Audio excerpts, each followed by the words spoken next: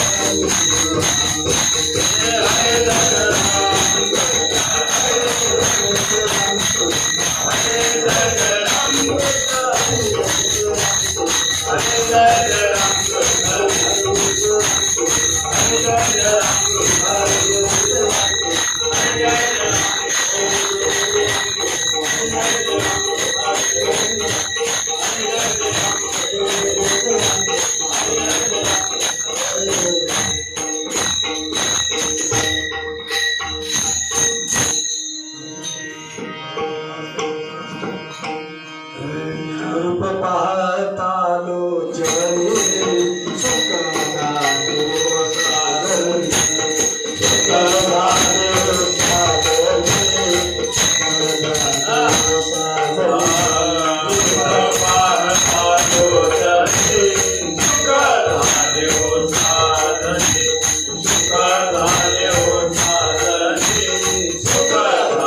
सागरी रूप पाहता लोचने सुखदातो सागरी सुखदातो सागरी सुखदातो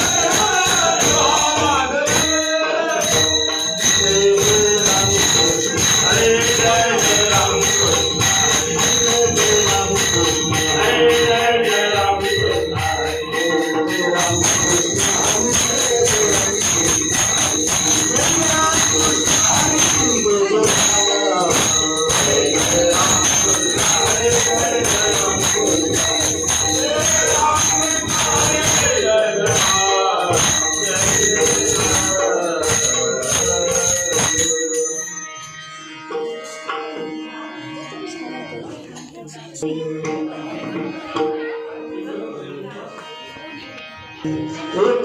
संता ठाई लाभ पाई उत्तम लाभ पाई उत्तम लाभ पाई उत्तम एको एक संता ठाई लाभ पाए उत्तम लाभ पाए लाभ पाए लाभ पाए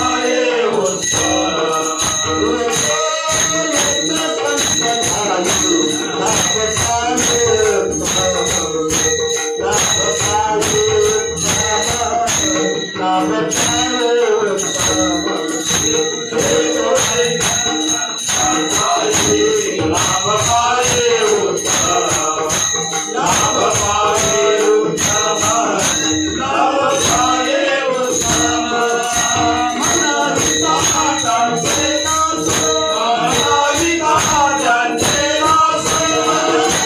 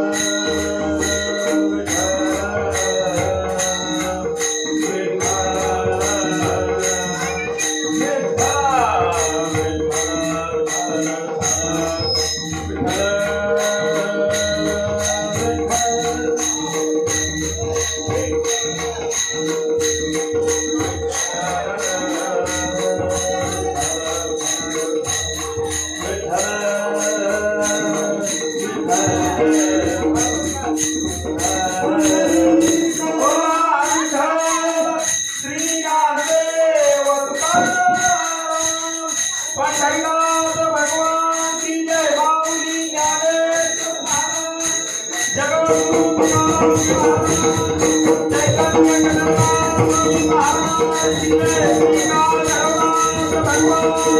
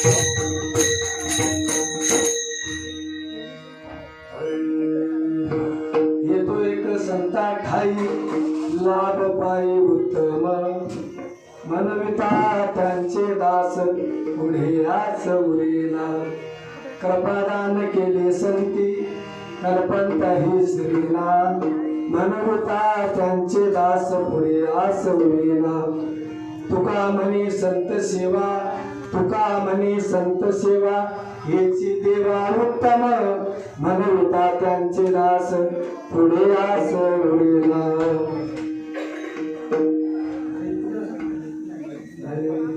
विठ्ठल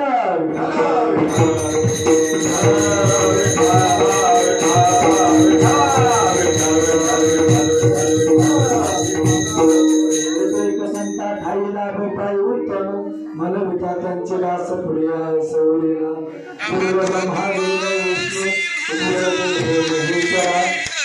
साक्षात परब्रह्म तस्मै श्री गुरुवे नमः महायोग पीठेत कीर्ती मध्यम वरम पुंडलिकाय पातुर्मुनीन्द्र समागत कीर्तनानंद कंदम परब्रह्मलिंगम भजे पांडुरंगम पांडुरंग करी प्रथमा नाम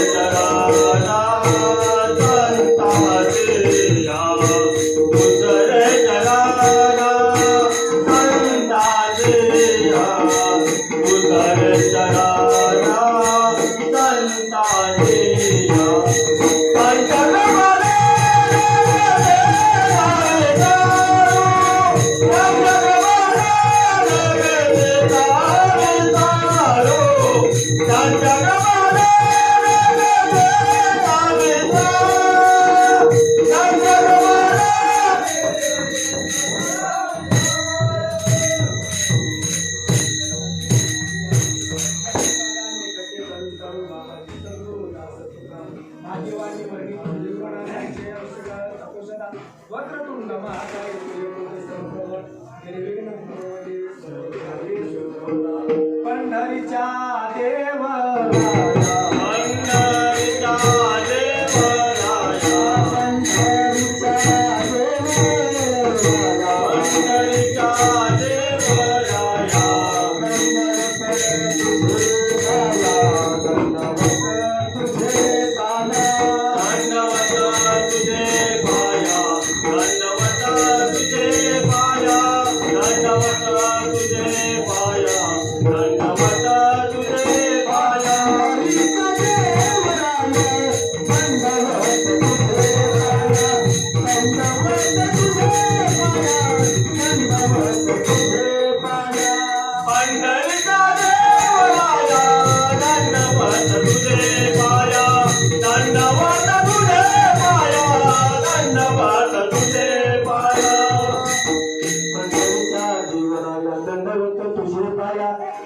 ज्ञानेश्वरा करुणा दयाळा तुमचा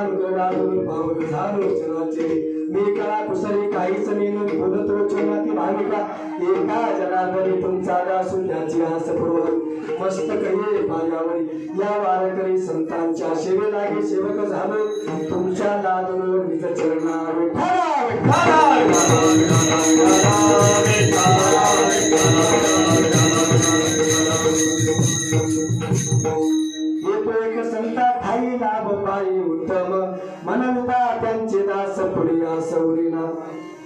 आज या ठिकाणी श्री संत बाळूमामा आणि असणारे सर्व पांडुरंग परमात्मा असेल, असणारे सर्व देवतो आणि यांच्या या मामांच्या भंडाऱ्यानिमित्त आयोजित कीर्तन रूपी सेवा आणि खऱ्या अर्थानं सर्व उपस्थित टाळकरी असतील, महाराज मंडळी, सर्व संत वर्ग, माता पिता बंधू वर्ग आणि गुरुवेला अण्णांच्या मार्गदर्शनाखाली सुरू असलेला भंडाऱ्याचा कार्यक्रम अतिशय उत्कृष्ट आणि मोठ्या आनंदाने या ठिकाणी साजरा होत आहे. आणि या कार्यक्रमानिमित्त आजची या ठिकाणी कीर्तन रूपी आयोजित सेवा केली आहे.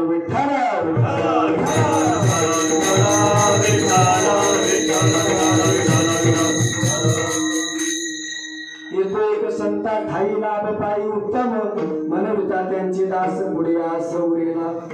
संतांच्या ठिकाणी उत्तम लाभ आहे. महाराज काय सांगतात? संतांच्या ठिकाणी उत्तम लाभ आहे आणि तो लाभ कुठे मिळतो तर याच ठिकाणी मिळतो. अभंगाचं प्रथम चरण सांगून जाते.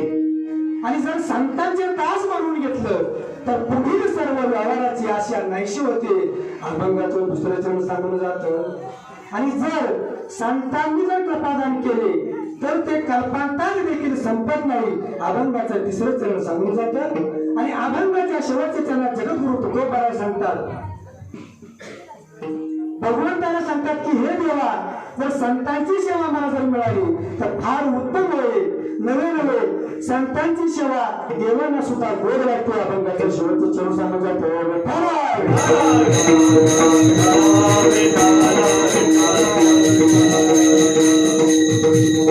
अभंगाचा माझ्या अल्पशा बुद्धिमत्तेप्रमाणे मी भावार्थ सांगितलेला आहे.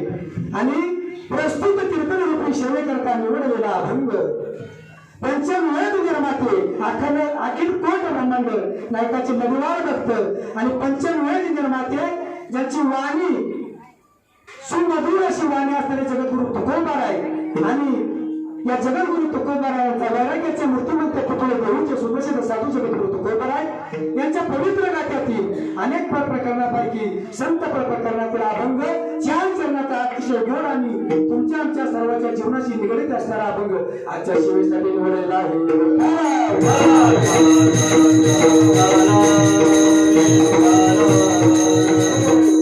आणि मग जगद्गुरु तुकोबाराय यांचा संत संगतीचा महिमा सांगणारा सुंदर असा अभंग आहे. गागर उभे सागर असा या अभंगाचा म्हणजे गोड असा भावार्थ.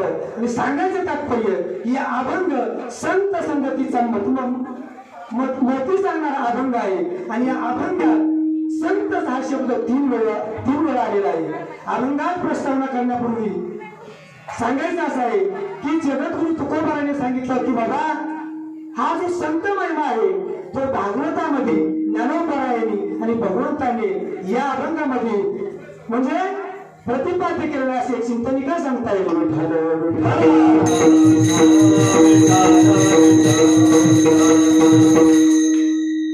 सांगायचं तात्पर्य महाराज जगद्गुरु तुकोबाराय या अभंगाद्वारे काय सांगतात? संताचा महिमा सांगत असताना जगद्गुरु तुकोबाराय या ठिकाणी भीष्माचार्य आणि या भीष्माचार्यापेक्षा म्हणजे भीष्माचार्य प्रतिज्ञेमध्ये संतान म्हणजे श्रेष्ठ आहे. प्रतिज्ञेमध्ये भीष्माचार्य श्रेष्ठ आहे.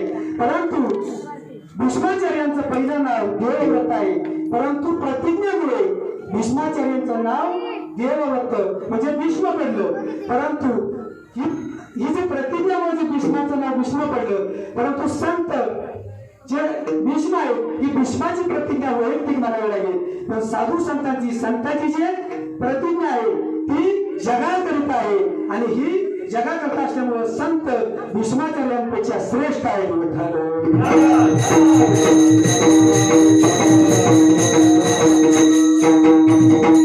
मग दुसरं उदाहरण जर सांगायचं झालं तर महाराज भगीरथापेक्षा भगीरथा म्हणजे भगीरथ हे प्रयत्नामध्ये श्रेष्ठ आहे. भगीरथ हे प्रयत्नामध्ये श्रेष्ठ आहे. का श्रेष्ठ आहे तर भगीरथ जी गंगा सागर अंशुमान दिलीप यांना पृथ्वीवरती जी गंगा आणता आली नाही ती गंगा भगीरथाने प्रयत्नाची कष्ट करून ती पृथ्वीवरती आणली. म्हणून श्रेष्ठ कोण आहे? भगीरथी. परंतु भगीरथी जरी श्रेष्ठ असले तरी सुद्धा संत हे संतांनी ज्ञान गंगा घराघरात पोहोचवली म्हणून भगीरथापेक्षा संत हे श्रेष्ठ आहेत.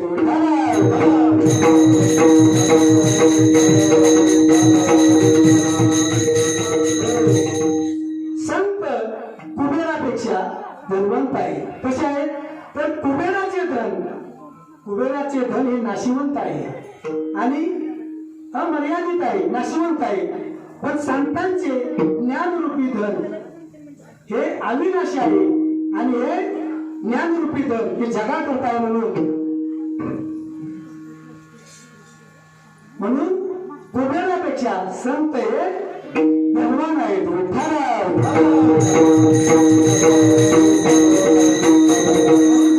तुकोबा या ठिकाणी सांगतात, संत उदार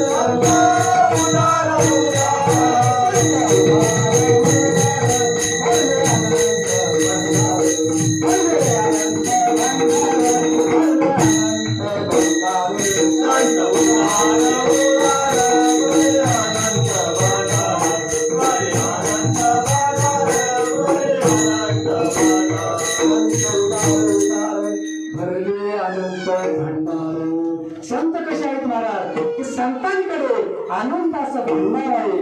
म्हणून माऊली सांगतात, माऊली म्हणतात संत हे सूर्य व चंद्रापेक्षा तपहीन आणि कधी न आस्त न पावणारे आहे. म्हणून माऊली मध्ये सांगतात, मस्त कुर्माधिक ज्यांची महिमेशी आले, मस्त कुर्माधिक ज्यांचे महिमेशी आले, धन्य वैष्णव ते जरमेशीचे शे पाहले.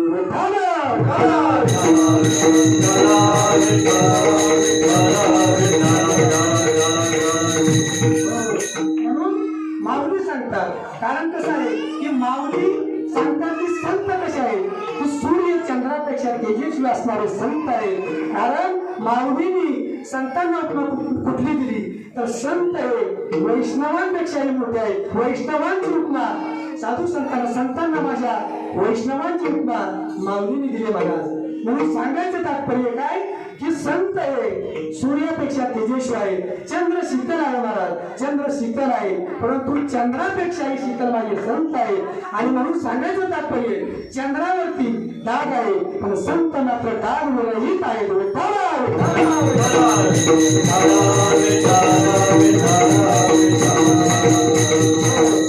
मग सांगायचं तात्पर्य बाबा की संत भक्तीमध्ये हनुमंतराया सर्वांपेक्षा श्रेष्ठ असणारे माझे हनुमंतराय आहे. परंतु हनुमंतरायापेक्षा संत हे भक्तीमध्ये श्रेष्ठ आहे. का संत आहेत भक्तीमध्ये श्रेष्ठ काय त्याचं उदाहरण सांगतो तुम्हाला.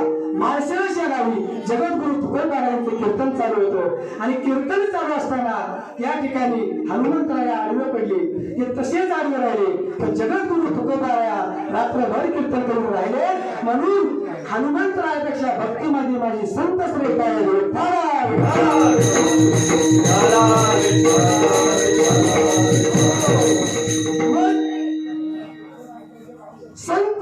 संत कसे आहे की संत बळीवंतामध्ये सुद्धा देवांपेक्षा बळीवंत आहे.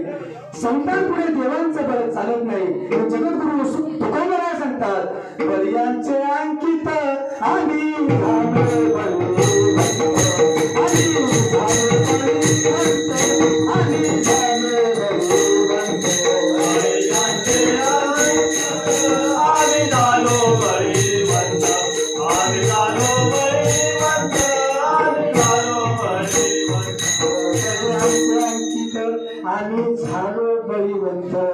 जगद्गुरु तुकोबाराया सांगतात की बाबा संत कसे आहे की बळीवंतापेक्षा बळीवंत म्हणजे देवापेक्षा सुद्धा बळीवंत माझे संत आहेत. का तर संतांपुढे देवाचे बळ सुद्धा महाराज चालत नाही. आणि म्हणून सांगायचं तात्पर्य की जगामध्ये असणारी जी पवित्र गंगा आहे महाराज, की जगामध्ये असणारी पवित्र गंगा त्या गंगेपेक्षा पवित्रपणामध्ये संत मोठे आहे.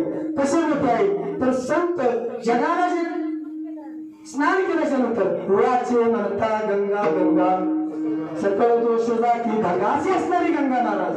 मग ती गंगा सर्व जगाला पवित्र करणारी गंगा आहे. मग नाथ महाराज या ठिकाणी सांगतात की स्नान केलिया गंगा.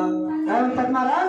नाथ महाराज या ठिकाणी सांगतात की बाबा स्नान केलिया गंगा सकळ पवित्र करी जगा ते पाप ही निजभंगा तुमचे चरण वंचित विठ्ठला.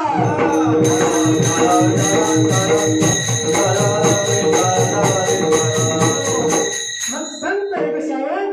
संत हे पवित्रपणामध्ये सुद्धा पवित्र आहे. मग माऊली सांगतात, माऊली सुद्धा सांगतात की पवित्रपणामध्ये संत हे श्रेष्ठ आहे. मग या ठिकाणी छोटासा तुम्हाला एक चुटका सांगून जाईल. कथाच आहे. माऊली जगाची असणारी माऊली आणि नामदेव राय उत्तर भारतामध्ये तीर्थयात्रेसाठी महाराज चालले होते. आणि तीर्थयात्रेसाठी उत्तर भारतामध्ये गेल्याच्या नंतर महाराज दोघे गंगेच्या काठी आले. गंगेच्या काठी आल्याच्या नंतर माऊलींना नेण्यासाठी काशी विश्वनाथ भगवंत आले माऊलींना नेण्यासाठी. आणि माऊलींचा हात काशी विश्वनाथाने हातामध्ये धरला आणि दोघे गंगेच्या आतमध्ये आले. आल्याच्या नंतर महाराज माऊलींच्या पायाला गंगा माताने मिठी मारली. नामदेवराया सांगतात गंगा मातेला, गंगा माता पाय सोडा. नामदेवराया सर्व ठिकाणी, ज्ञानेश्वर माऊली सर्व ठिकाणी आहे. जर नामदेवरायाच्या भाषेत जर सांगायचं झालं तर नामदेवराया फार गोड बोलतात महाराज. ज्ञानोबाचा हात प्रेमे धनी विश्वनाथ ऐसे बोलत चालत दोघे आले गंगेत. ज्ञानाबाईच्या पाये मिठी घाली गंगा माये. नामा म्हणे सोडाबाई ज्ञानदेव सर्व खाई विठ्ठला.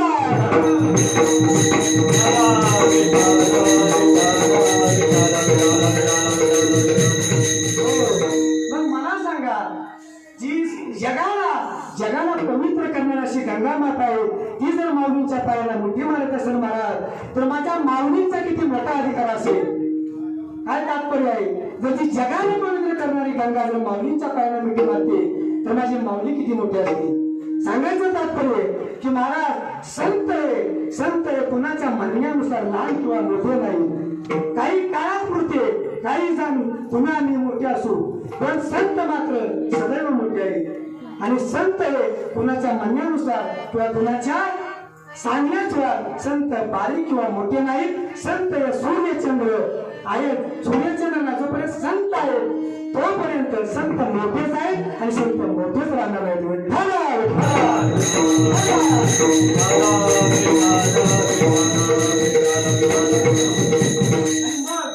सांगायचं तात्पर्य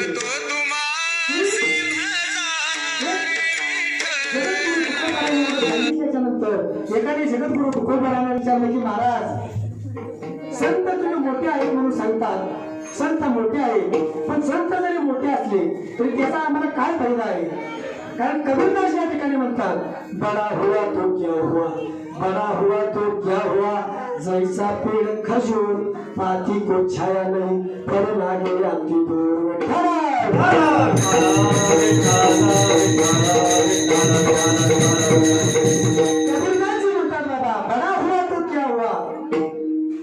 बडा मोठा असल्यामुळे काय झालं? कबीरदासजी सांगतात खजुराची झाड मोठी आहे, फार उंच आहे, पण त्याला वाट सरून चाललेला आहे.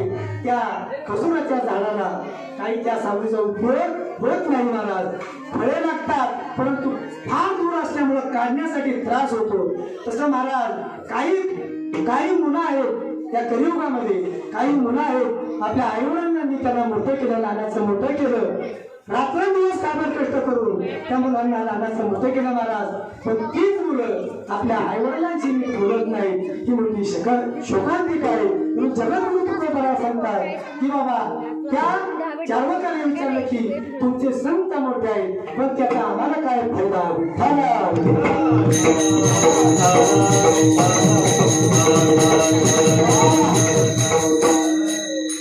मग संत मला सांगायचं तात्पर्य संगत सांगतो आपण कारण संत हे तो एक संता ठाई लाभ पायी उत्तम.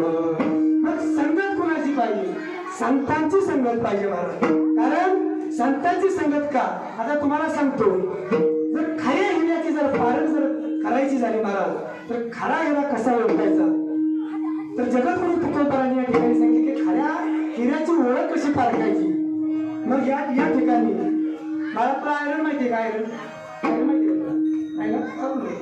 मला सांगायचं आता तुला तर लहान नजर मत आहे, पण आयरन आताच्या लहान मुलांना सांगता येणार नाही. आयरन कुणाच्या ठिकाणी असते, कुणाच्या घरी असते, बरोबर की नाही?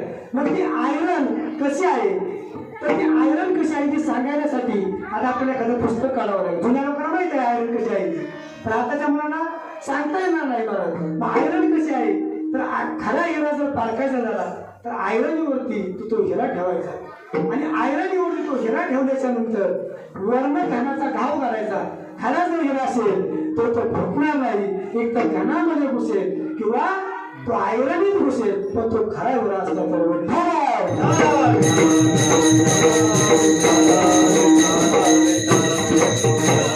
मग खरा हिरा कसा पारखायचा? तर महाराज हा जो हिरा आहे, तो हिरा जर घनाने जरी फोडला तरी तो फुटतो का? आयरनेत तरी घुसल, नाहीतरी कुठे घुसल, घनात तरी महाराज घुसल. मग तो खरा हिरा असा तर फुटणार नाही. पण तोच हिरा जर एखाद्या ढेकणाच्या संगे हिरा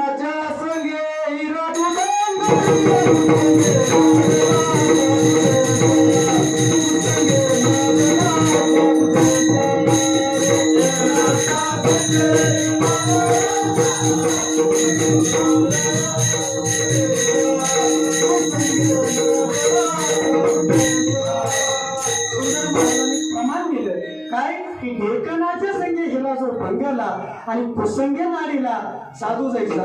सांगायचं तात्पर्य हिरा खरा आहे, परंतु हिरा जर तो ढेकणाच्या संगीताला मारा जर लागला तर त्याचा पतन झाल्याशिवाय राहणार नाही. म्हणून कुसंगे नारीला साधू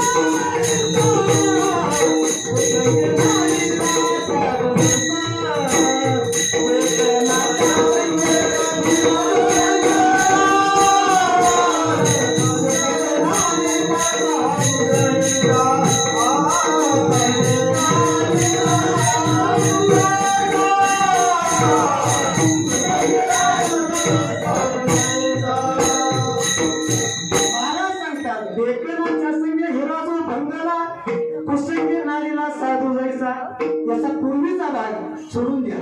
कारण ढेकणाच्या संगे हिरा मंगला तुमच्या आमची सारखी साधी माणसं फिरायला काही नवल नाही महाराज, परंतु याच्या उत्तरार्धात हा महत्वाचा लक्षात ठेवा काय की कुसंगे नारीला साधू जायचा. तुम्ही आम्ही बोलतात काय नवल नाही महाराज, पण जर ढेकणाची संगत एखाद्या ढेकणाची संगत त्या हिऱ्याला लागली तर तो साधू सुद्धा बिघडल्याशिवाय राहणार नाही महाराज.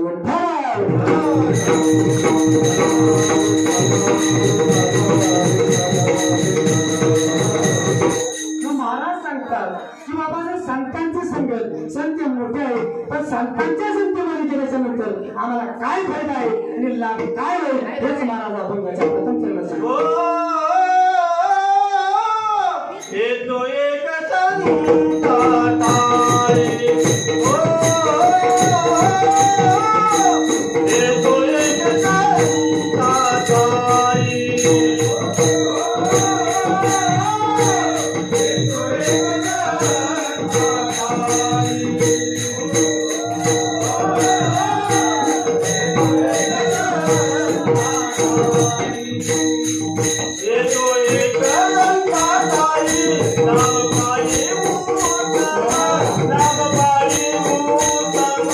Now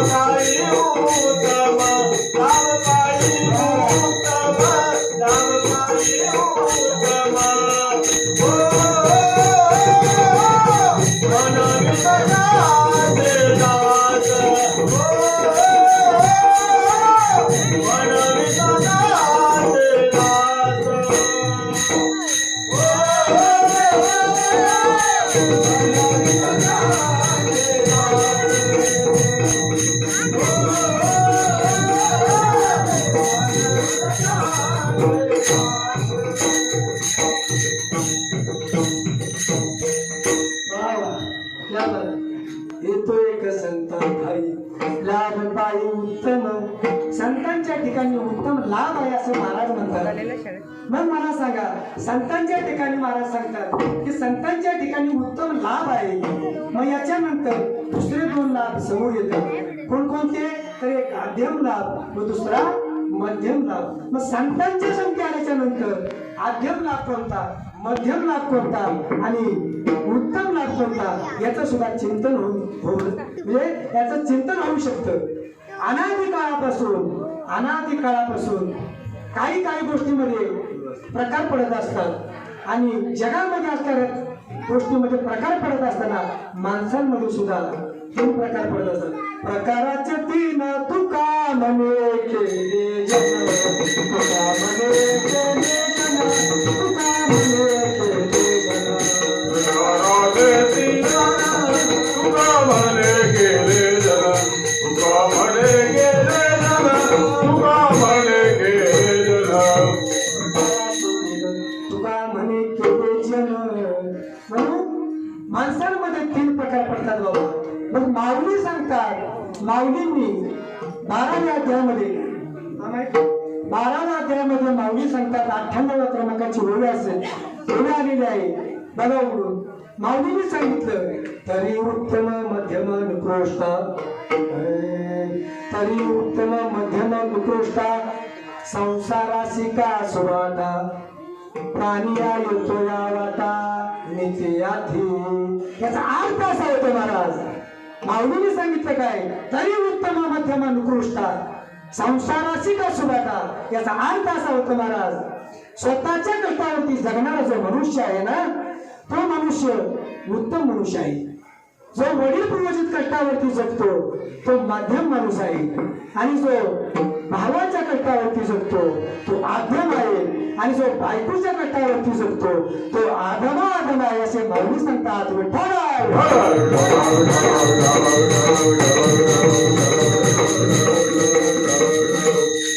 मग सांगायचं तात्पर्य की संतांच्या संख्येमध्ये आल्याच्या नंतर माध्यम लाभ कोणता, उत्तम लाभ कोणता आणि आध्यम लाभ कोणता, याचं सुद्धा चिंतन होऊ शकतं. कारण या ठिकाणी संतांच्या ठिकाणी आल्याच्या नंतर संत काय करतात की संतांच्या संगतीचं, संतांची संगत महाराजाशी लागत नाही, पण जर संतांची संगत मिळाली तर मोठं भाग्य आहे. आणि म्हणून संतांच्या ठिकाणी आल्याच्या नंतर संत काय करतात की संतांच्या ठिकाणी लाभ जर आल्याच्या नंतर, संतांच्या ठिकाणी आल्याच्या नंतर संत भक्ती, मुक्ती आणि भक्ती हे संत तुम्हाला देऊ शकतात. पण कधी? संतांच्या संख्या आल्याच्या नंतर. मग संतांच्या संख्येत माऊली सांगतात, जगद्गुरु तुकोबारांचा सुप्रसिद्ध अभंग आहे, जयाची द्वारे सोन्याचा पिंपळ अंगी आयशे बरे करेल ते काही नोहे महाराज जयाने घातली गवाती मिळवली मांदी वैष्णवांची करील ते काही नोहे महाराज परिपाही बीज श्रुतांगी. तुका म्हणे तेथे सुका काही होणे, तुका म्हणे तेथे सुका काही होणे, राहे समाधान चित्ताची करील ते काही नोहे महाराज परिपाही बीज श्रुतांगी.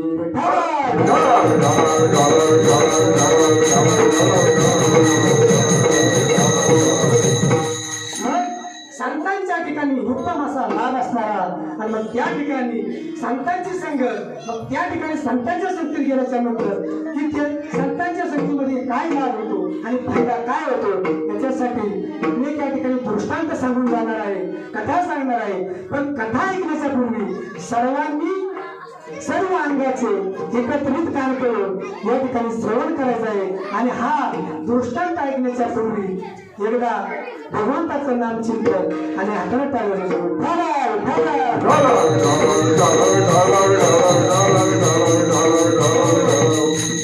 या ठिकाणी संतांच्या संगती आल्याच्या नंतर काय फायदा होतो त्याचं तुम्हाला उदाहरण सांगून जाईल महाराज.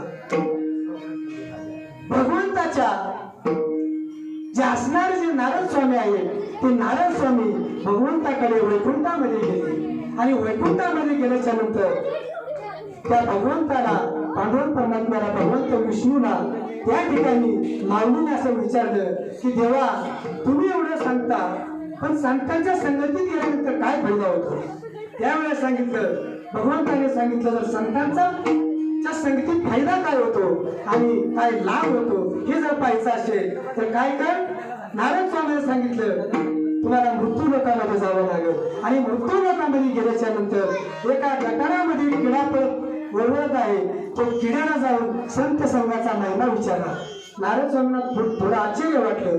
नारद स्वामी तात्काळ नारद स्वामी तिन्ही भ्रमण करणारे नारद स्वामी असणारे मृत्यू लोकात याला काही वेळ लागला नाही. नारद स्वामी वैकुंठातून मृत्यू लोकांमध्ये आल्याच्या नंतर एका गटारामध्ये एक किडा असा कशासाठी सांगतो लक्ष ठेवून नाही का संतांच्या संगतीने काय लाभ होतो आणि फायदा काय होतो त्याच्यासाठी सांगायला गेलो महाराज. त्या ठिकाणी नारद स्वामी आल्याच्या नंतर एका गटाराच्या कडेला किडा लोळत पडला होता आणि मग त्या गटारात पडलेल्या किड्याच्या साईडला जाऊन नारद स्वामी उभे राहिले आणि नारद स्वामींनी त्या किड्याला विचारलं सांगितलं म्हणजे अरे बाबा किड्या संत संगतीचा काय लाभ आहे आणि संत संगतीचा फायदा काय आहे. किड्याने नारद स्वामीकडे पाहिलं आणि नारद स्वामी त्या किड्याकडे पाहिल्याच्या नंतर तात्काळ किडा जागेवरती संपला. महाराज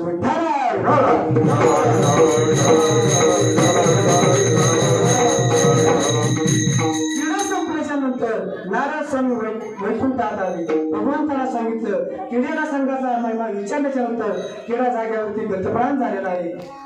भगवंताने सांगितलं एक 8 दिवसाने एका झाडावरती एक सरड्याचं पिल्लू जन्माला येणार आहे. त्या सरड्याच्या पिल्लाला संत संगतीचा महिमा काय आहे तो जाऊन विचारा. असं म्हटल्याच्या नंतर बरोबर 8 दिवसाने नारद स्वामी पुन्हा कुठाने मृत्यू लोकांमध्ये आले आणि आल्याच्या नंतर मृत्यू लोकात आल्याच्या नंतर एक सरड्याचं पिल्लू झाडावरती नुकतं जन्माला आलं होतं. महाराज आल्याच्या नंतर नारद स्वामी सरड्याच्या साईडला जाऊन उभे राहिले आणि त्या सरड्याला विचारलं की बाबा अरे सरड्या संत संगतीचा काय लाभ आणि संत संगतीचा काय फायदा असं विचारल्याबरोबर सरड्यानं नारद स्वामींना पाहिलं आणि नारद स्वामींनी तर सरड्यांना पाहिलंच होतं. पाहिल्याच्या नंतर सरडा सुद्धा जाग्यावरती गतप्राण झाला. महाराज परत तिथून नारद स्वामी पुन्हा वैकुंठात आले. वैकुंठात आल्याच्या नंतर नारद स्वामींनी भगवंताला विचारलं संत संगतीचा महाराज फायदा विचारल्याच्या नंतर सरडा सुद्धा जाग्यावरती मरण पावलेला आहे. भगवंताने सांगितलं काय हरकत नाही एक महिन्याने एका झाडावरती पोपटाचे पिल्लू जन्माला येणार आहे. त्या पोपटाच्या पिल्लाला जाऊन विचारा संत संगतीचा काय महिमा आहे आणि संत संगतीचा काय लाभ आहे. पुन्हा एक महिन्याभरानं नारद स्वामी पुन्हा मृत्यू लोकात आले आणि त्या एका झाडावरती पोपटाचं पिल्लू जन्माला आलेलं होतं. त्या पोपटाच्या पिल्लाला विचारलं अरे पोपटा संत संगतीचा बाबा काय लाभ होतो आणि संत संगतीचा काय फायदा होतो असं विचारल्याच्या नंतर पोपट सुद्धा फांदीवरून मरण पावला आणि खाली पडला. पोपट सुद्धा मरण पावल्याच्या नंतर पुन्हा नारद स्वामी वैकुंठात गेले. भगवंताला सांगितलं म्हटलं पोपटाला विचारलं पोपट सुद्धा जाग्यावरती मरण पावलेलं आहे आणि मरण पावलेलं असं सांगितल्याच्या नंतर भगवंताने सांगितलं काही हरकत नाही. बरोबर 6 महिन्याने मृत्यू लोकात जा आणि मृत्यू लोकात गेल्याच्या नंतर एका गायीला वासरू होणार आहे. त्या गायीच्या वासराला संत संगतीचा काय महिमा आणि संत संगतीचा काय फायदा होतो त्या वासराला जाऊन विचारलं. नारद स्वामी 6 महिन्याने पुन्हा मृत्यू लोकांमध्ये आल्याच्या नंतर एक वासरानं वासरू सर्वांना माहिती आपल्या गायीला जन्म सुंदर असं वासरू त्या ठिकाणी मला जन्माला आलेलं आणि वासरू जन्माला आल्याच्या नंतर नारद स्वामी त्या वासराच्या जवळ गेले. कुणी नाही पाहिलं आणि नारद स्वामी त्या वासराला सांगितलं अरे वासरा संत संगतीचा काय लाभ आणि संत संगतीचा काय फायदा होतो. सांगितल्याच्या नंतर त्या वासराने करुण नजरेने नारद स्वामीकडे पाहिलं आणि पाहिल्याच्या नंतर ते वासरू सुद्धा जाग्यावरती काय झालं मरण पावलं महाराज. आणि मरण पावल्याच्या नंतर पुन्हा वैकुंठात गेल्याच्या नंतर परत सांगितलं की वासरू सुद्धा संपलेलं आहे. मग मात्र त्या ठिकाणी भगवंताने सांगितलं एका वर्षाने एका राजाला म्हातारपणी एक मुलगा होणार आहे. त्या मुलग्याला जाऊन संत संगतीचा फायदा विचारा. महाराज मला सांगा, आता एवढ्या जणांना विचारलं तर राहिलं काही कधी. नारद स्वामी म्हटले जर या ठिकाणी जर गेलो म्हातारपणी एका राजाला मुलगा होणार आहे, आनंदी आनंद. जर पोरग्याला ते मुलाला जर काही झालं तर मला सुरतील का जीवन, माझा विनय घेतील, माझी शेंडी पकडतील. भगवंताने सांगितलं घाबरू नको, असं काहीही होणार नाही. तू मुलाला जाऊन फक्त विचार की संत संगतीचा काय लाभ आणि संत संगतीचा काय फायदा. नारद स्वामी 1 वर्षाने गेले. मृत्यूलोकामध्ये आल्याच्या नंतर राजवाड्यात आल्याच्या नंतर महाराजांनी नारद स्वामींना पाहिलं. सगळीकडे आनंद चालू होता. सगळीकडे वादविवाद चालू होते. बरेच दिवसांनी मुलगा झाला एखाद्या होतो ते नको सांगायला आपल्या तिकडे जायला. आणि म्हणून सांगायचं तात्पर्य की राजवाड्यात गेल्याच्या नंतर राजाने नारद स्वामींचं इच्छित स्वागत केलं. प्राण प्रक्षालन करून नारद स्वामींना दुधाचा ग्लास दिला. नारद स्वामी दूध प्यायले आणि दूध प्यायल्याच्या नंतर नारद स्वामी सगळी जण इकडून तिकडून पांगली आणि पांगल्याच्या नंतर मग सगळ्यांची नजर चुकून नारद स्वामी त्या नूतन बालकाकडे पाळण्याजवळ गेल्याच्या नंतर नारद स्वामींनी सांगितलं म्हणजे अरे बाळा संत संगतीचा लाभ काय आणि संत संगतीचा फायदा काय. वाटलं का खरं लहान बाळ कधी बोलतं का आपलं. मला तेवढं आश्चर्य तिथं निर्माण झालं की लहान बालक सुद्धा त्या ठिकाणी बोलायला लागलं आणि हसायला लागलं. नारद स्वामीच्या जरा जीवा वाचलं जरा काहीतरी होणार नाही. नारद स्वामीच्या जीवा आला आणि मग नारद स्वामींनी सांगितलं की फायदा काय ते आता ते मला सांग. त्याने सांगितलं त्या बालकाने सुंदर असं स्मित हास्य केलं आणि बालकाने सांगितलं की स्वामी ब्रह्म ऋषी तुम्हाला ज्यांनी पाठवलेलं आहे त्यांना तुम्ही घेऊन या आणि मग तुमच्या प्रश्नाचं उत्तर तुम्हाला मिळेल.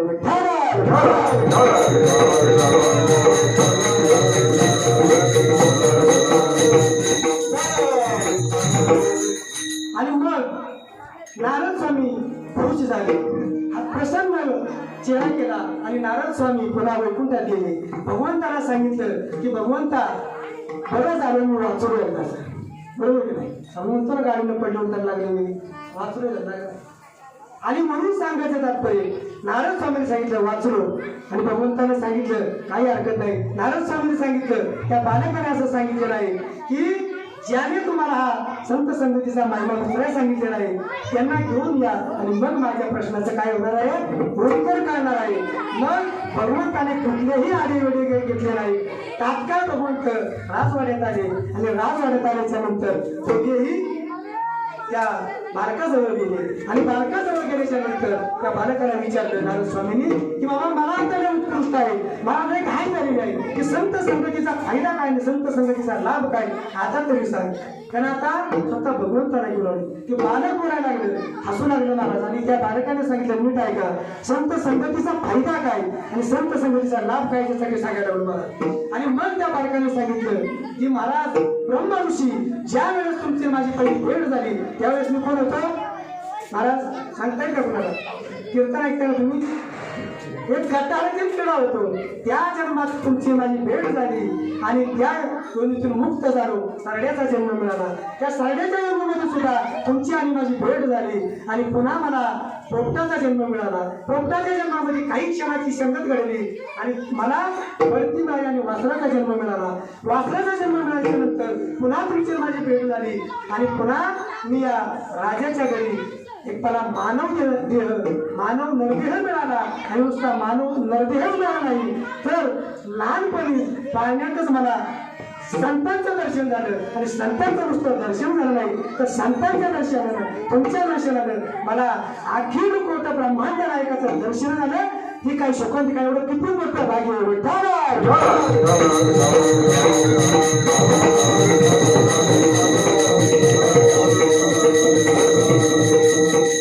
मला सांगा एवढा जर मोठा लाभ होत असेल महाराज आपल्याला आम्हाला जन्माला आल्याच्या नंतर मलाच कळत नाही, पण न कळत संतांची खऱ्या दर्शन झालं, लाभ झाला, केवढा मोठा फायदा होतो बघा मला. संत दर्शनी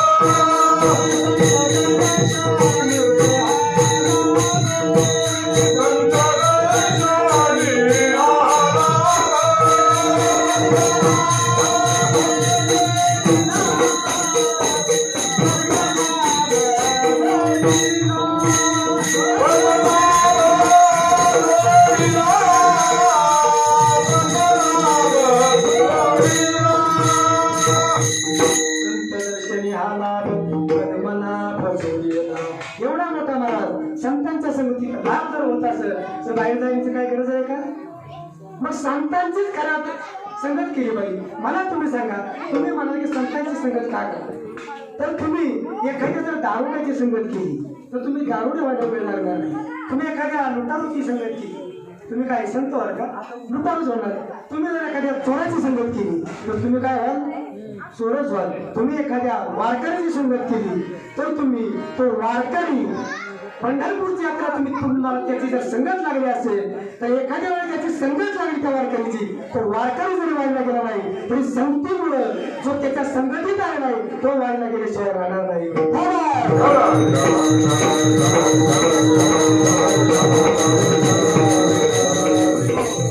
म्हणून मला सांगायचं तात्पर्य,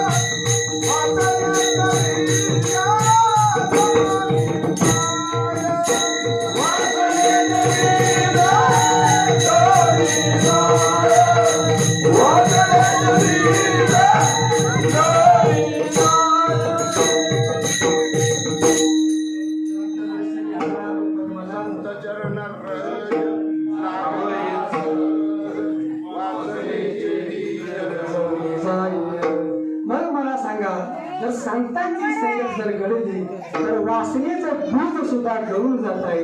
एवढी फार मोठी ताकद संतांच्या संगतीमुळे आहे. म्हणून सांगायला कशासाठी लागलो, जर तुम्ही संतांची संगत केली तर संतांची संगत केली तर जसे दारुड्याची संगत केली आणि एखादा दारुड्या समजा तुमच्या संगती नसला संगत करण्याची तुम्हाला महाराज मिळत नाही. आणि जर मात्र त्याला संगत लागल्याच्या नंतर दारुड्या जरी त्याच्या संगती नसला तरी तो आमच्या दुकानात गेल्याशिवाय राहील का? जाणारच. तसं संतांची संगत वारकऱ्याची मारकऱ्याची संगत केली तर मग मात्र आलेली सर्व याच ठिकाणी येऊन बसतील.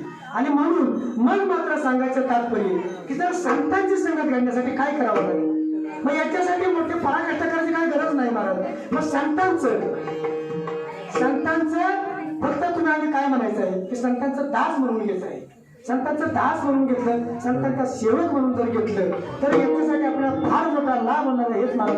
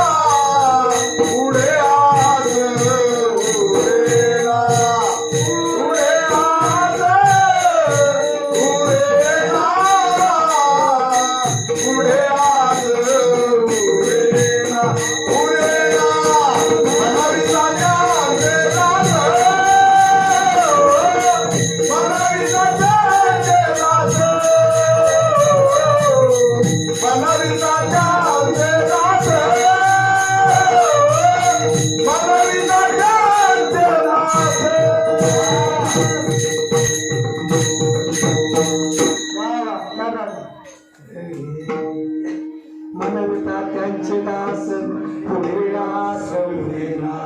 मग आपल्याला या ठिकाणी काय म्हणायचं आहे तर संतांची तशी भेट जर काढायचं म्हटलं महाराज तेवढी सोपी गोष्ट नाही. तात्पर्य सांगतो तुम्हाला, संतांची संगत काढण्यासाठी फक्त आपल्याला काय करायचं एक साधी सोपी गोष्ट आहे महाराज. संतांचे दास म्हणून घ्यायचा आहे. संतांचा सेवक म्हटलं तर तेवढी मोठा फायदा होतो. तो फायदा काय होतो तर सांगायचं तात्पर्य, लाभतया झाला संसारा येऊन, लाभतया झाला संसारा येऊन भगवंत विठ्ठलराव.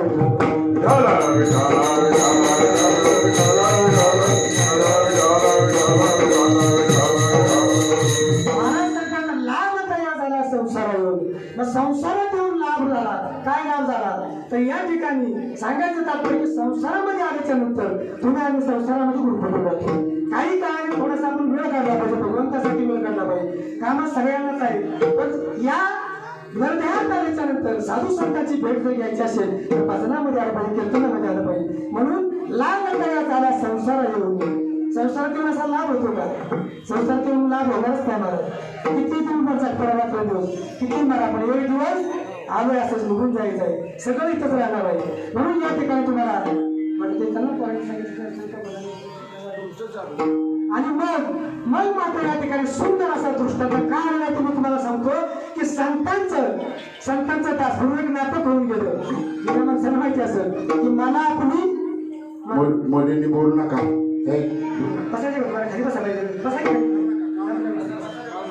पूर्वी एक नाटक होऊन गेलं काय की मला आपली मना.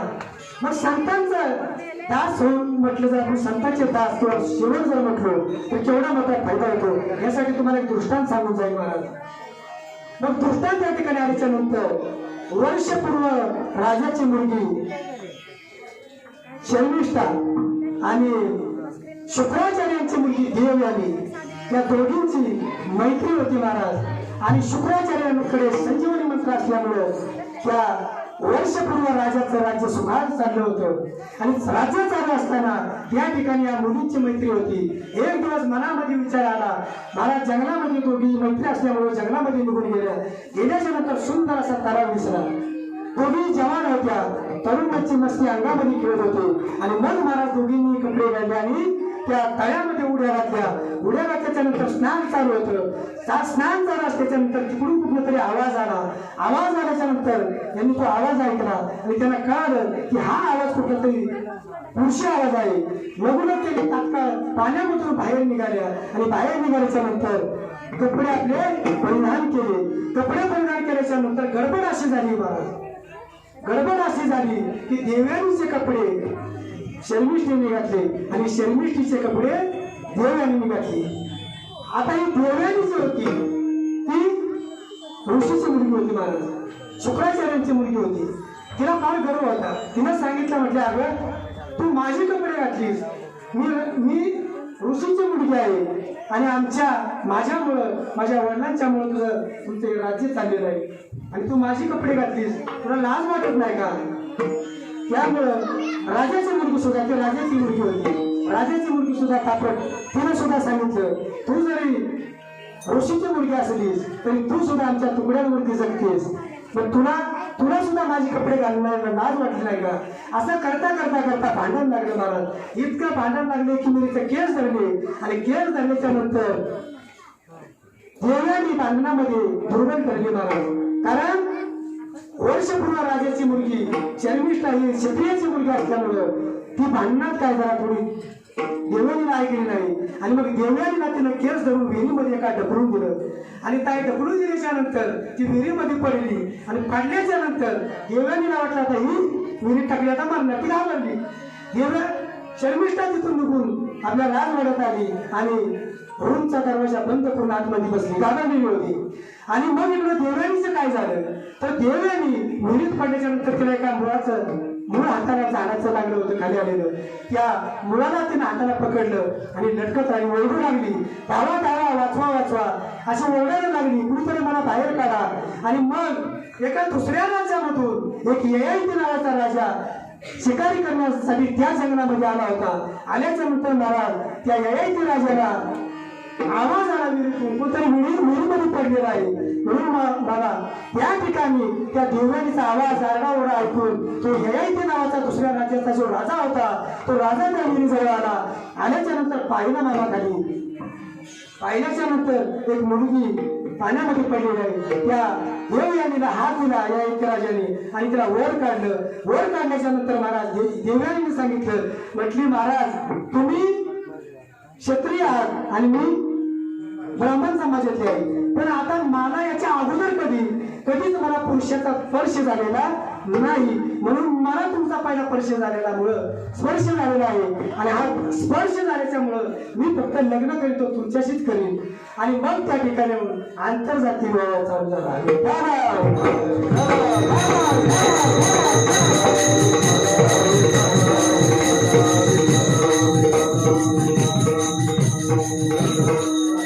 आणि मग मात्र त्या ठिकाणी आंतरजातीय विवाह चालू झाला आणि या ठिकाणी त्या ययाती राजाला ती देवयानी ऋषीची मुलगी शुक्राचार्याच्या मुलगीनं राजवाड्यात आल्याच्या नंतर सांगितलं, बाबा आपल्याला या राज्यामध्ये राहायची काय आता आवश्यकता नाही, जे आपल्या मुळावर उठले आहेत, जे आपल्याला मारण्यासाठी टपलेले आहेत, त्यामुळे आपल्याला या ठिकाणी राहण्याची काय आवश्यकता नाही, आपली वळकुटी बांधा.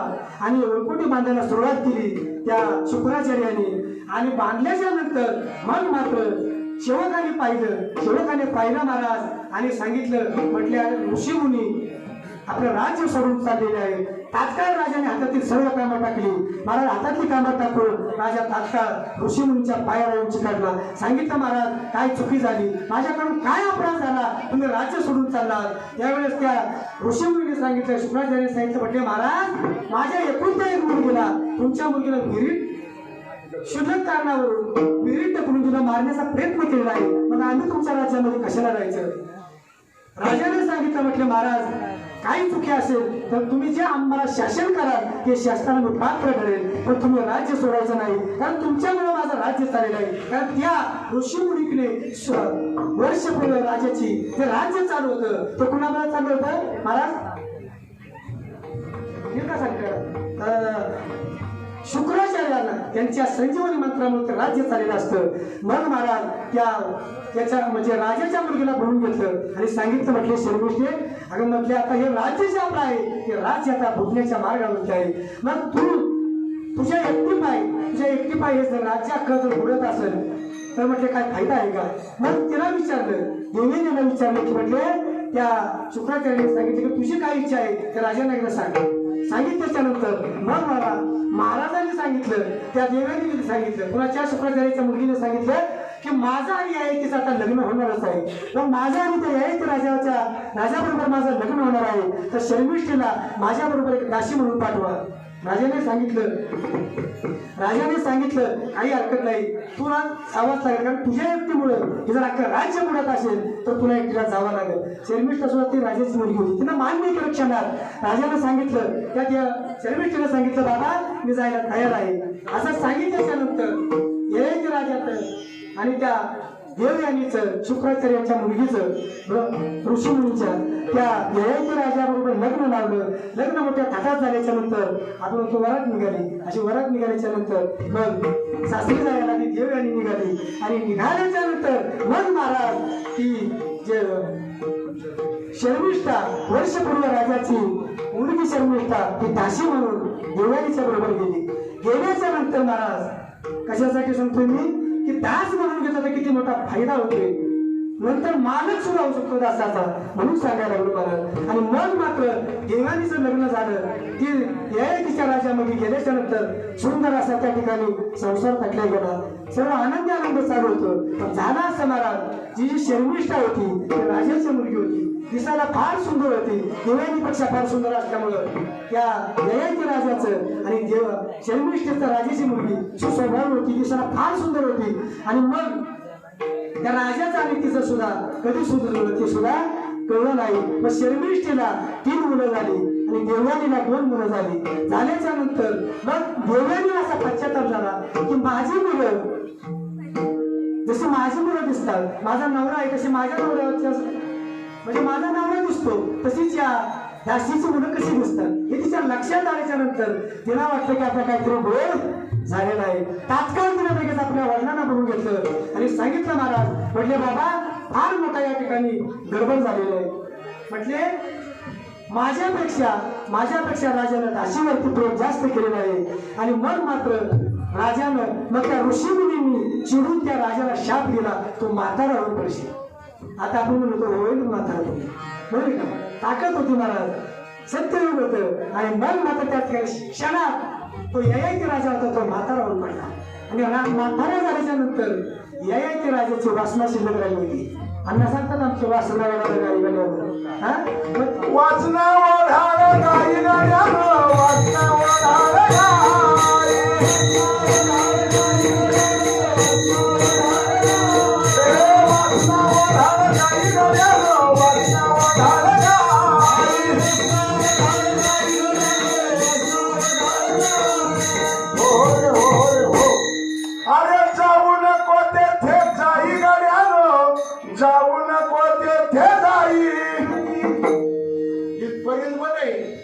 पण त्याच्या पुढचं अरे खाऊ नको ते खाई गाड्यानो, खाऊ नको ते खाई. सुरेश महाराजांचा उपाय काय सांगितलाय का? अरे म्हणून मोडावाचा तिचा पायी गाड्यानो,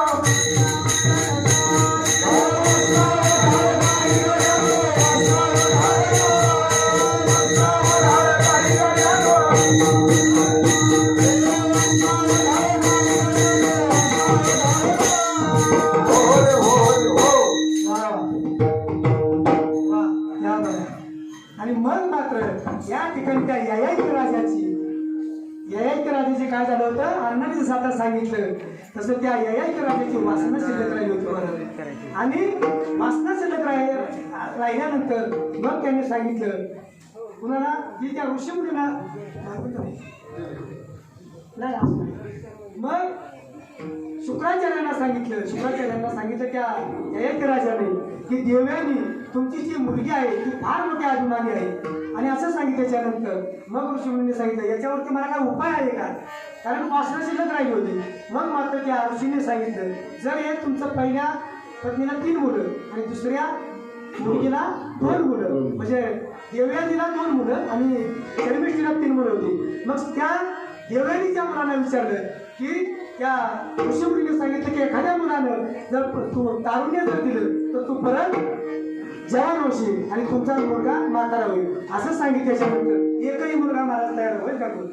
हवेल मामा होणारच नाही, कोणच तयार व्हायला तयार नाही. आणि मग मात्र या ठिकाणी जो देवयानीचा नाही शर्मिष्ठीचा मुलगा ज्या राजाची मुलगी होती तिला 3 मुलं झाली होती.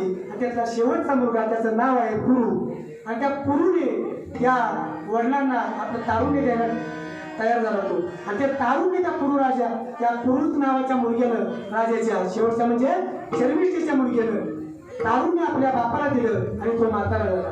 त्याच्यानंतर महाराज सांगायचं तात्पर्य की मग मात्र त्या जे महाराज ययाती राजा होता तो तरुण झाला आणि तरुण झाल्याच्या नंतर हा म्हातारा झाला. आणि मग ज्या देवयानीचा मुलगा होता त्या देवयानीच्या मुलांना त्या राजाने ययाती राजाने शाप दिला की तुमच्या राज्यामध्ये कोणी राजा होणार नाही. आणि मग मात्र शेवटच्या क्षणाला ययाती राजा जंगलामध्ये तपश्चर्यासाठी निघून गेल्याच्या नंतर जायच्या अगोदर सांगतो तुम्हाला, जायच्या अगोदर तो जो पुरू नावाचा मुलगा होता त्याला गादीवरती बसवलं आणि गादीवरती बसवून आपण निघून गेले. किती मोठा फायदा होणार सांगा तुम्ही. जर दासी होणार होती, आज होते कोण दासी म्हणून झाली मात्र राजमाता एवढा मोठा फायदा होतो. म्हणून काय करायचं आहे की या ठिकाणी बाकी काही न करता संतांचे फक्त सेवक आणि दास म्हणायचे आहे. हे तुम्हाला दाखवलं. कृपादान केले संती, कृपादान केले संती, कृपादान केले संती, कृपादान केले संती, कृपादान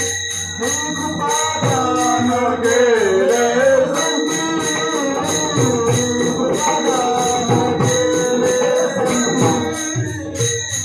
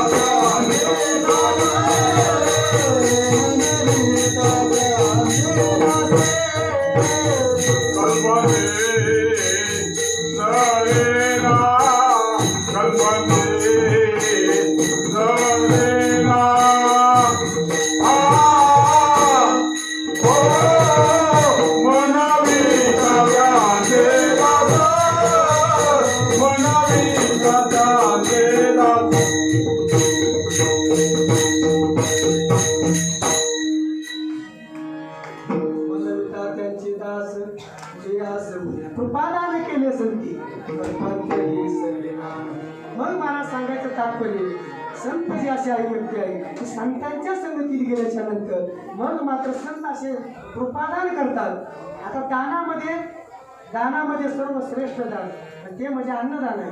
जो अन्नदान करतो तो फार मोठं पुण्य आहे अन्नदानामध्ये. पण अन्नदान करायला काय लोकांना कळलं तीच करतात. बाकी काय करतात ज्याला त्यातला काय अनुभव आहे. दान हे सर्वश्रेष्ठ दान आहे. परंतु सांगायचं तात्पर्य या ठिकाणी तो कृपादान म्हणतात कृपादान जे संतांनी कृपादान दिले ते सुद्धा फार मोठं आहे कृपादान. म्हणून संतांनी जे कृपादान तुम्हाला दिलं म्हणजे कसं कृपादान काही संत कृपादान करतात तर रेड्याच्या मुखावरती ज्ञानेश्वर माऊलीने हात ठेवला आणि रेड्याला काय बोलता येतं का माणसाचं. तो रेडा म्हणजे जनावर झालं. जनावर आपल्यासारखं बोलता येत का बघा तेव्हा माणूस आहे बघ. सांगायचं तात्पर्य की एखादा आमदार असला खासदार असला तर काय पुत्र्याला सुद्धा त्याच्या तेवढी आमदाराच्या पुत्र्याला फार मोठी किंमत आहे. मी माझ्या मनाचं सांगित नाही. सांगायचं तात्पर्य की बाबा समर्थाचे स्वान त्याची सर्व देती मान. समर्थाचं स्वान आहे म्हणजे या पुत्र्याला मान आहे. आमदाराच्या पुत्र्याला मान आहे. एक जर म्हटलंय की आमदाराचा पुत्र चालला होता गाडीवर आमच्या रोहित महाराजांना काय जेवण होतं आता तो पुत्र रस्त्याला चाललो होते तू सोडलं मोकळं. आता कुत्र्याला आई म्हटलं हाड म्हटलं. तो म्हटलं हाड म्हणतोय कुत्र्याला. म्हटलं काय म्हणायचं का महाराज आहे का त्याला कळला आवाज आवाज बरोबर काय आवाज आवाज बोलायचं. आता कुत्र्याला आवाज आवाज बरोबर करतो. तुम्हाला आवाज कुत्र्याला जरी तुम्ही आवाज आवाज त्या बोलावं लागेल काय की तो आमदाराचा पुत्र आहे हो. आमदाराच्या पुत्र्याला आवाज आवाज बोललं पाहिजे. तो म्हटला आमदाराच्या पुत्राला कसं काय बोलाय सांगा तुम्ही. तो म्हटलं त्याला आवाज हवा म्हणा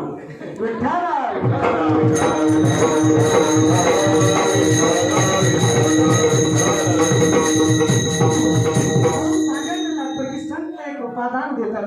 माऊलींनी सांगायसाठी लागलो की माऊलीने एक निर्जीव म्हणजे जो न बोलणारा रेडा आहे त्याच्या मस्तकावरती हात ठेवला महाराज आणि त्या रेड्याला त्याच्या मुखातून वेद बोलायला लावली यासाठी सुद्धा होते. कृपादान आहे महाराज. संत महाराज हरिपंडितांपेक्षा नाथ महाराजांनी गावावरती जास्त कृपा केली आणि माझ्या तुकोबारायांनी निळोबारांवरती कृपा केली. मस्तकावर येऊनही मस्तकावर हात ठेवला आणि प्रसाद देऊन मुक्त केला. म्हणजे कसं की कृपादान करायचं म्हणजे मस्तक वारकरी संप्रदायात मस्तकावरती हात ठेवण्याचा हा मोठा अधिकार आहे मला. म्हणून मस्तकावरती हात ठेवून कृपादान हे संत देत असतात. आणि म्हणून या ठिकाणी कृपादान कसं करतात त्यासाठी एवढा जगद्गुरु तुकोबारा सांगतात श्याम तेरे मिलने का सत्संग ही आया है.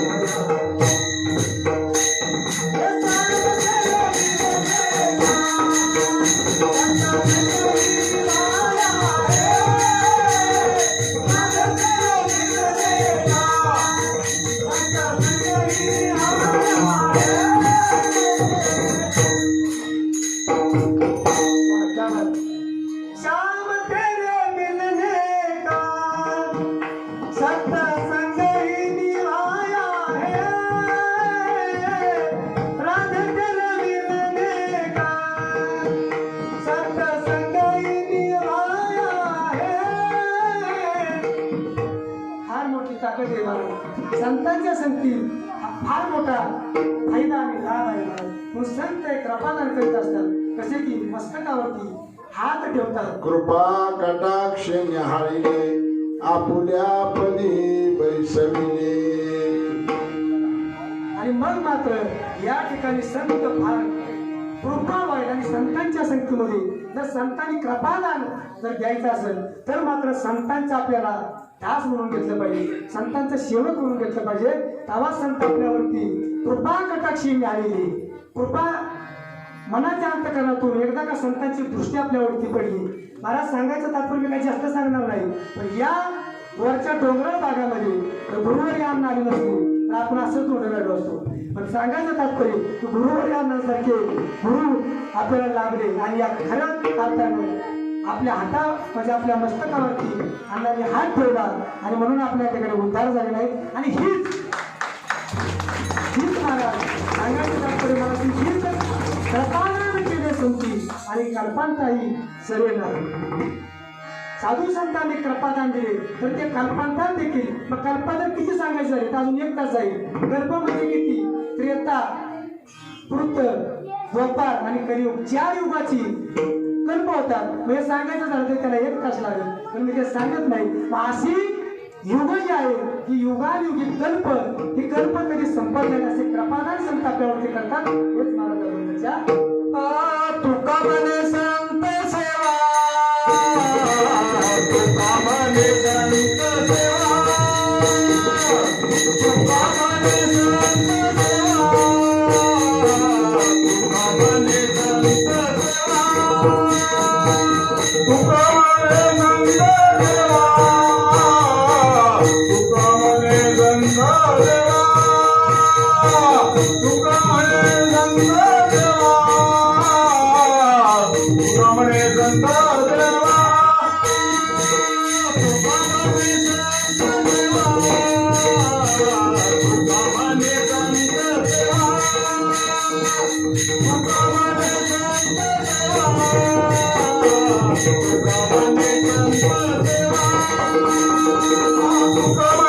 संत सेवा,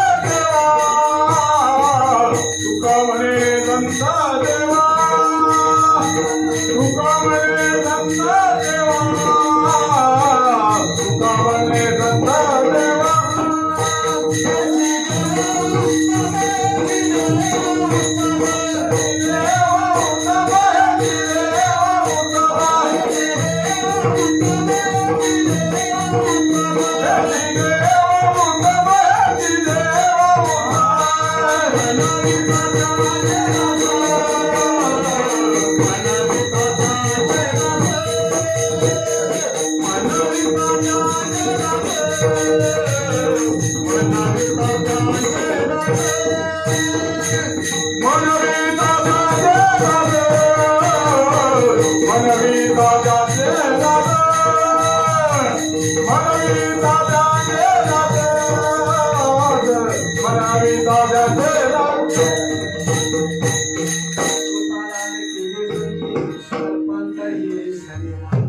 कल्पांतर देखील न संपलेला संत आपल्याला कृपादान देत असतात. आणि म्हणून त्या ठिकाणी जगद्गुरु शेवटच्या चरणात सांगतात की संतांची सेवा तुका म्हणे संत सेवा हेची देवा उत्तम.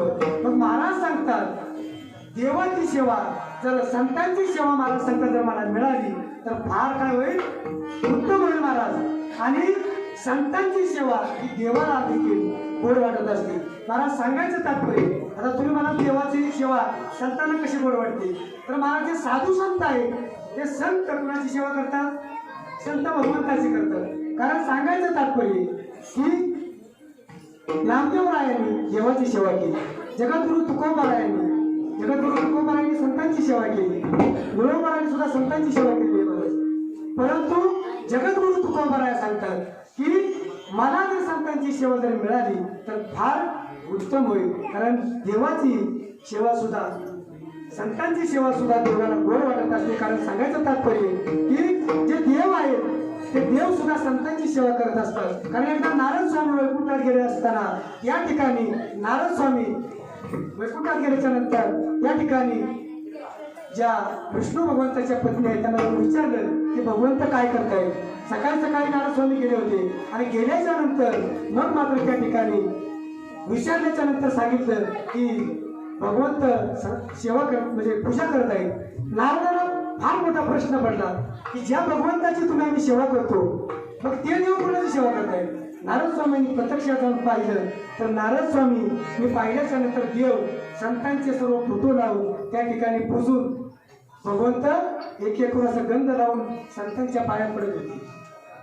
एवढा मोठा अधिकार देवाला सुद्धा संतांची सेवा फार मोठी आवडते मला. म्हणून सांगायचं तात्पर्य मला एवढंच आहे तू का म्हणे संत सेवा आणि हेची देवा उत्तम देवाला सुद्धा वाटणारी गोड अशी सेवा आहे. म्हणून सांगून जाईल की या ठिकाणी थोडक्यात सांगतो की आपण या ठिकाणी त्या 40 चरणाचा थोडक्यात या ठिकाणी भावार्थ सांगण्याचा मी प्रयत्न केला आहे.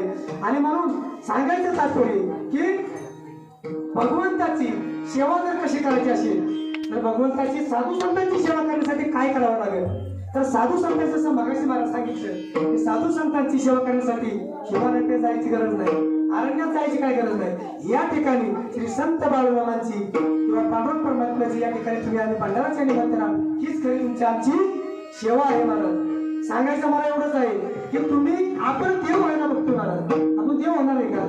सांगायचं मी तुम्हाला एवढंच सांगून जाईल जाता जाता की जो आपला बाप आहे. आपल्या साधं उदाहरण आपल्या घरातलं घ्या.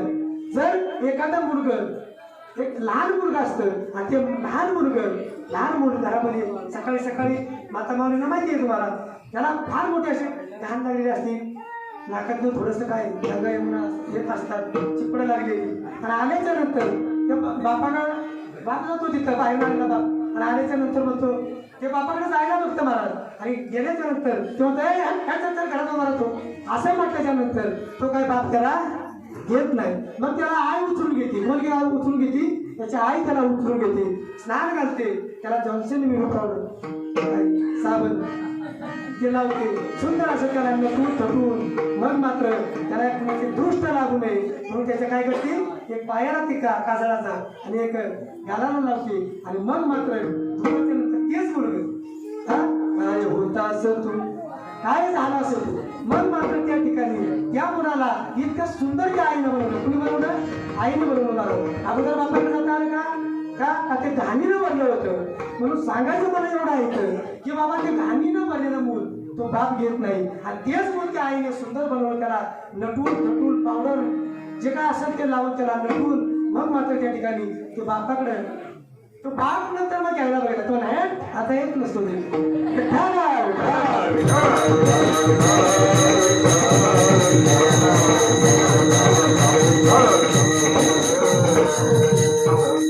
मला सांगा आपल्या घरातलं उदाहरण आपल्या प्रपंचातलं उदाहरण आहे की आपल्या बापाकडे आपण डायरेक्ट आपल्याला जाता येत नाही. तसं संत आपल्यासाठी काय करतात तर संत आपल्याला भक्तीने आणि ज्ञान रूपाने नटून मग आपल्याला देवाच्या पुढे उभं करतात. तेव्हा भगवंताची तुमची आमची भेट होत असते. कधी तर साधू संत आपल्याला ज्यावेळेस त्या नामस्मरणाने भक्तीने नटून देवाच्या जवळ ज्या टाइमाला पाठवतात तेव्हा देवाची आपली भेट होईल. मग याच्यासाठी मी सांगायला लागलो. आणि हे जर भगवंताच्या जर साधू संतांची भेट व्हावी असं जर तुम्हाला वाटत असेल तर आपल्याला दुसरं काहीच करायची गरज नाही. तर आपल्याला काय करावं लागेल तर फक्त आपल्याला भगवंताचं नाम घ्यावं लागेल. ते नाम कसं घ्यायचं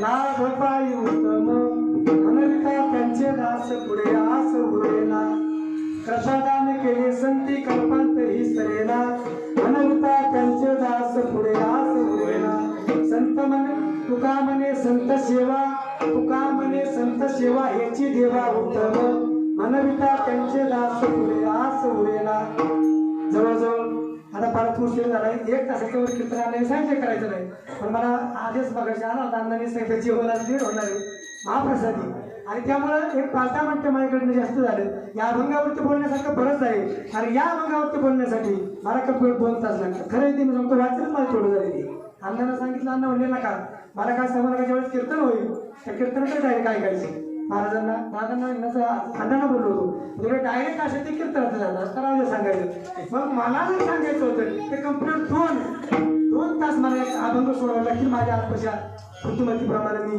सोडवण्याचा भावार्थ अभंगाचा सोडवला तर मी कोण एवढा मोठा नाही कारण या भावार्थ हा अभंग जर सोडवायचा असेल खरा अभंगाचा भावार्थ काय आणि अभंग कसा सोडवायचा हे जर ऐकायचं असेल तर जगद्गुरु तुकोबाराने या ठिकाणी यावं लागेल या ठिकाणी खरा अर्थ काय आहे आपण तर्क लावायचा हा अभंगाचा भावार्थ असेल पण बरोबर आहे अभंग सांगण्याचा प्रयत्न केला आहे सर्व गायक मंडळी टाकळी मंडळी सर्वांनी एकदा सर्वांनी गायन केलेलं आहे भजन केलेलं आहे मला एकच सांगायचं आहे की ज्यांना हात दिले त्यांनी सर्वांनी एकदा वर हात करून किंवा खाली हात करा परंतु टाळी वाजवा थोडक्यात आपले 5 मिनिटांमध्ये भगवंताचं नामचिंतन करायचं आहे आणि शेवटला पूर्ण वरून द्यायचं आहे त्यापूर्वी सर्वांनी ज्यांना भगवंताला हात दिलेले आहे त्यांनी मनाचा अंतःकरणातून मुखाने विठ्ठलाचं नामचिंतन करून 5 मिनिटांमध्ये आपल्याला संतांचं गुणगान गायचं आहे म्हणून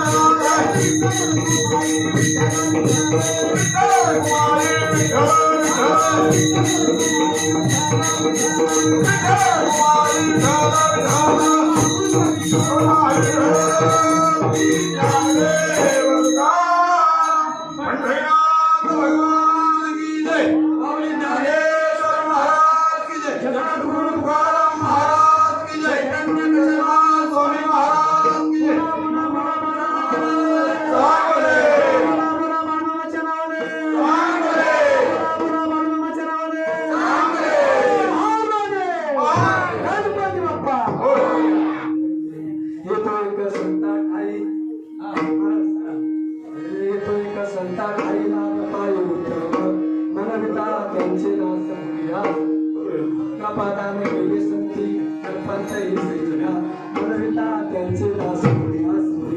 तुका म्हणे संत सेवा हेची देवा उत्तम म्हणविता त्यांचे दास पुढे असं होईना. सांगायचं तात्पर्य बरंच काही बोलण्यासारखं आहे, पण एकच फक्त आज संत बाळूमामांचे या ठिकाणी जे महत्व आहे ते थोडं आपल्याच्या मुखातून काय आहे त्यावेळी 5 मिनिटांमध्ये ओळखतो. सांगायचं तात्पर्य की मला एवढंच आहे की या ठिकाणी बाळूमामा व्हायला कुणी बघू नका, संत व्हायला कुणी बघू नका, डायरेक्ट देवाकडे कुणी जायला बघू नका. कारण आपण घाणीने भरलेला आहोत. या ठिकाणी आपल्याला संत जावा भेटवतील, ज्ञानाचा अमृत आपल्यावरती वर्षा होईल, त्यावरती आपल्याला देवाचं आणि मग देवाच्या जवळ जाण्याची काय अपेक्षा नाही, देवच आपल्या जवळ येणार आहे. म्हणून सांगायचं तात्पर्य मला एवढंच आहे महाराज की संत बाळूमामा थोडक्यात सांगून जाईल. तुम्ही सर्वजण मालिका पाहतात आणि तो कुलकर्णी आहे, बरोबर की नाही. आता कुलकर्णी काय करतोय, कुलकर्णीला वाटतं की मामांचा जसा महिमा चालेल तसा माझाच चालेल. आता काय लोकांना काय वाटत असेल, कोण दरबार करतो कोणी काय करतो, पण ज्या ठिकाणी स्वयंभू मामांची मूर्ती बसली, ज्या आदमापूरवरनं जसं आदमापूरमध्ये जशी मूर्ती आहे तशी या ठिकाणी स्वयंभू आहे. म्हणून मामांची मनाच्या अंतःकरणातून या ठिकाणी भांडायला आपल्याला काय करायचं आहे, जे आपल्या काय आधी अडचण असेल तर ती त्या बाळूमामाला सांगायची. एकदा आपण आरोग्य लगेच होईल कुठल्या गोष्टीचं, आपण जर आज विहीर खाण्यास सुरुवात केली बाबा विहिरीला पाणी लगेच लागेल का, 1 महिना 2 महिने ते लागतील ना, पण त्याला मला कष्ट केल्याशिवाय फायदा होईल का आपल्याला काय. मग तसं ज्याच्या वेळेस आपल्याला जमल त्यावेळेस या ठिकाणी भांडायला आलं पाहिजे, कीर्तनाला आलं पाहिजे आणि साधू संतांचं महत्व काय आपल्याला कळलं पाहिजे. आणि साधू संतांचं महत्व बाबा ज्यावेळेस आपल्याला कळत नाही तोपर्यंत आपला काहीच उद्धार होणार नाही. आलो असेल जाणं सुद्धा असेल. सांगायचं मला एवढंच आहे की मामांचं काय मोठं महत्व आहे की मामांचं महत्व मामा करतात म्हणून मी करायला. आणि महाराज कुलकर्णीने काय केलं, दुसरा दरबार चालू केला आणि दरबार चालू केल्यानंतर मामाचं एकच सांगणं आहे, जिथं जावं तिथं मामाला कीर्तन भजन आवडत होतं. मामांच्या ठिकाणी भंडारीला कीर्तन हे झालंच पाहिजे. पण मी म्हणत नाही, तुम्ही मालिका बघा, मामांच्या प्रत्येक ठिकाणी तळावरती आजही आणि आजही इथून पुढे सुद्धा हरी कीर्तन चालू आहे, भजन चालू आहे. हे मामांना आवडत होतं आणि ही सेवा जर आपण या ठिकाणी केली तरच आपलं जे कार्य आपल्या ज्या मनातल्या काही इच्छा असतील हे मामा आपल्या हळूहळू काय करणार दूर आहे. पण आपण जरा डायरेक्ट जर म्हणलं कुलकर्णीसारखं की मी माझा दरबार चालतो, आलेल्या लोकांचे पैसे घेतो. आता आपण जे पैसे आपण काय करतो की आपल्या मनाच्या अंतःकरणात आपण की बाबांना या ठिकाणी पेटीत एक काहीतरी आपला हातभार लागावा म्हणून आपण काय करतो की अन्नदान व्हावं किंवा काय 200-500 रुपये 100-200 रुपये पेटीत टाकतो. तर काय होतं त्याला की मामाने ज्यावेळेस दिंडी चालली होती, वारकरी संप्रदायाची पंढरपूरला दिंडी चाललेली असताना या ठिकाणी माऊलींच्या खिशात फक्त 1 रुपया होता. त्या 1 रुपयात काय दिंडीचं काम भागेल का. पण मामांनी सांगितलं की हे धर्माचं कार्य आहे आणि धर्माचं कार्य आपल्या हातून घडलं पाहिजे. आता 1 रुपया जरी असला तरी त्या कार्याला आपला तिथं हातभार लागला पाहिजे, तरच तिथं काहीतरी हे धर्माचं कार्य अखंड चालू आहे. हे फक्त मामांचं शब्द आहे, मला सांगितलं. तुम्ही जर बघितली असेल मालिका किंवा ग्रंथ उघडून बघा, मामाने सांगितलं की जो आलेला तुमचा 1 रुपया असो, 100 रुपये असो, 500 असो, या ठिकाणी तुम्ही आपल्याला काय करायचं आहे, धर्माचं कार्य करायचं आहे. आणि म्हणून त्या ठिकाणी कुलकर्णीसारखं कुणी वागायला बघू नका. या ठिकाणी हरिनाम चालू आहे, त्या ठिकाणी या शेवटी कुलकर्णीला मामाने साप लावला आणि कुलकर्णीचा अख्खा दरबार उद्ध्वस्त करून त्या ठिकाणी सापाचा दंश करून कुलकर्णीचा अंत झाला. आणि मग असा चतुर्भुज बाळूमामांचे कोण आहेत महाराज, तर बाळूमामा म्हणजे महादेवाचा अवतार आहे. आणि महादेवाचा अवतार साप कोणाचा आहे, गळ्यात आहे, गळ्यात कोणाच्या आहे, महादेवाच्या गळ्यात आहे ना. मग तोच साप कुलकर्णीला दंश करून कुलकर्णीला जाग्यावरती संपवण्याचं काम बाळूमामांच्या गळ्यात असताना तोच महादेवाचा अवतार आहे. म्हणून माझं एवढंच सांगणं आहे, हळूहळू आपली कामं होतील. आणि बाळूमामांच्या पांडुरंगाच्या जी वारी असेल काय असेल ते या ठिकाणी फक्त बाळूमामाला भजन कीर्तन आवडत होतं. पण या ठिकाणी आपण यायचं आहे आणि भजन कीर्तन करायचं आहे. आणि म्हणून करत असताना भगवंताची सेवा मी माझ्या अल्पशा बुद्धिमत्तेप्रमाणे अभंग सोडवण्याचा प्रयत्न केला आहे. आणि अभंग पूर्ण करत असताना झालेली सेवा उपस्थित सर्व टाळकरी तुम्ही सर्व माता भगिनी या ठिकाणी सुंदर असे आमचे मृदुंगाचार्य मनोज महाराज या ठिकाणी आले आणि त्यांनी 7 कीर्तनाला केली. त्याला मी भाग्य समजतो. आणि महाराज तुमची कुठून अशीच सेवा घडावी विनंती असते. त्याचप्रमाणे आमचे सौरभ महाराज ज्यांची सुंदर अशी बोलत चालतात, पंडित संदीप महाराज यांचे शिष्य सौरभ महाराज बर्गे यांनी सुद्धा सुंदर प्रवास वाजवला. त्यांनी नंतर आमचे हार्मोनियम मामा. आणि आता कुणाचे नाव घेत नाही कारण प्रसाराला महाप्रसादाला वेळ झालेला आहे. सर्वांच्या चरणावरती नतमस्तक होऊन झालेली सेवा प्रथमतः माझ्या गुरूंच्या चरणी अण्णांच्या चरणी अर्पण करतो. पांडुरंग परमात्म्याच्या मूर्ती माऊलींच्या आणि बाळूमामाच्या चरणी माझ्या माता पित्याच्या चरणी अर्पण करून याच ठिकाणाची एवढा पूर्ण येऊन देतो. ज्ञानेश्वर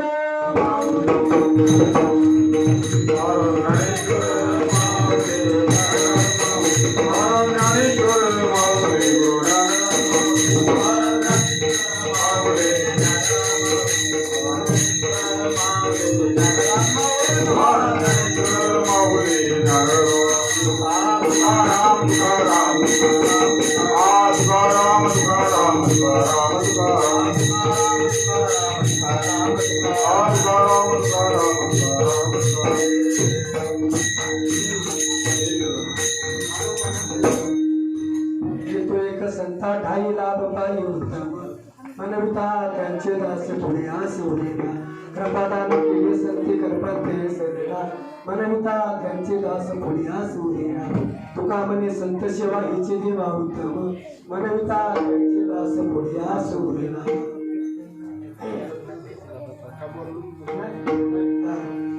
झालेली सेवा पांडुरंग प्रमात्याच्या चरणी अर्पण केली आहे अण्णांच्या चरणी आणि या ठिकाणी मी थांबत आहे आणि या ठिकाणी नंतर महाप्रसादित होईल. जाता जाता एकच सांगून जाईल की बाबा आपण माणसं आहोत तर माणसासारखं जगायला शिका आणि माणसासारखा एवढंच या ठिकाणी विनंती करून या ठिकाणी जय विठ्ठल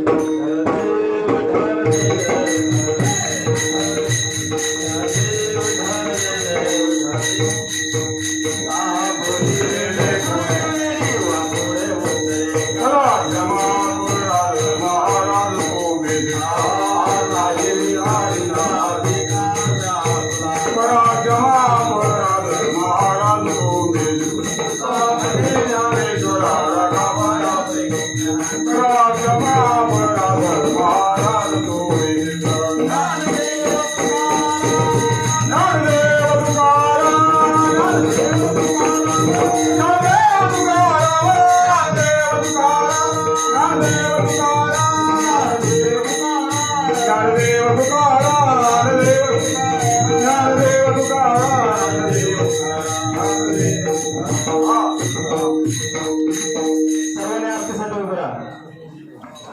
सोबत का घ्यायचा